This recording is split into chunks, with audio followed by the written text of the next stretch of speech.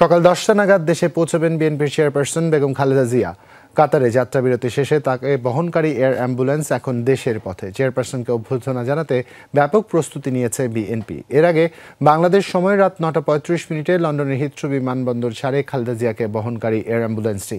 এ সময় বিমানবন্দরে তাকে বিদায় জানান ছেলে তারেক রহমান ও নাতনি জাইমা রহমান। শ্রীলঙ্কা আবারও রপ্তানিতে শীর্ষে।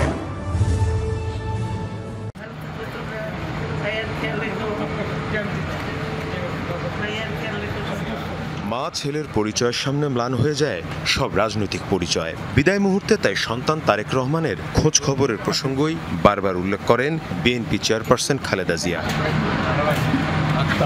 দীর্ঘ 4 মাসের চিকিৎসা শেষে বাংলাদেশের উদ্দেশ্যে রওনা হতে সোমবার হিথ্রো বিমানবন্দরে পৌঁছান বিএনপি চেয়ারপারসন। তাকে বিদায় জানান ছেলে তারেক রহমান ও নাতনি জাইমা রহমান। ছিলেন লন্ডন বিএনপির শীর্ষ নেতারাও। দুই পুত্রবধূ জোবাইদা রহমান এবং শর্মিলা রহমানও ফিরছেন খালেদা জিয়ার সাথে।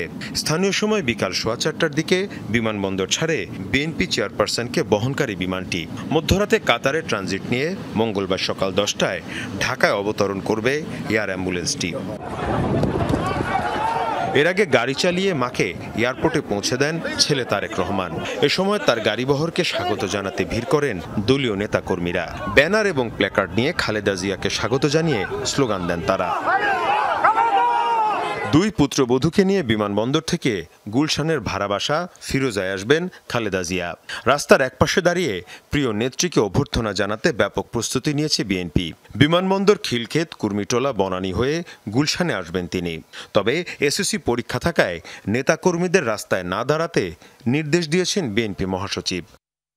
পরীক্ষা আছে আপনার এসএসসির 2টা সাবজেক্ট পড়ে, তো যেহেতু ঢাকা বিমানবন্দর থেকে কাকলি পর্যন্ত ম্যাডাম আসবেন এবং স্বাভাবিকভাবেই একটা আপনার জনসমাবেশ হবে, সেই কারণে আমরা যেটা অনুরোধ করতে চাই সংশ্লিষ্ট সবাইকে, রাস্তার উপরে যেন কেউ না দাঁড়ায়। পুলিশ কর্তৃপক্ষকে বলতে চাই তারা যেন রাস্তায় কাউকে দাঁড়াতে না দেন। এদিকে পুলিশের অনুরোধে মঙ্গলবার সকাল 7টা থেকে দুপুর 2টা পর্যন্ত টোল দিয়ে মোটরসাইকেল ও সিএনজি অটোরিকশা এলিভেটেড এক্সপ্রেসওয়ে ব্যবহার করতে পারবে বলে জানিয়েছে কর্তৃপক্ষ।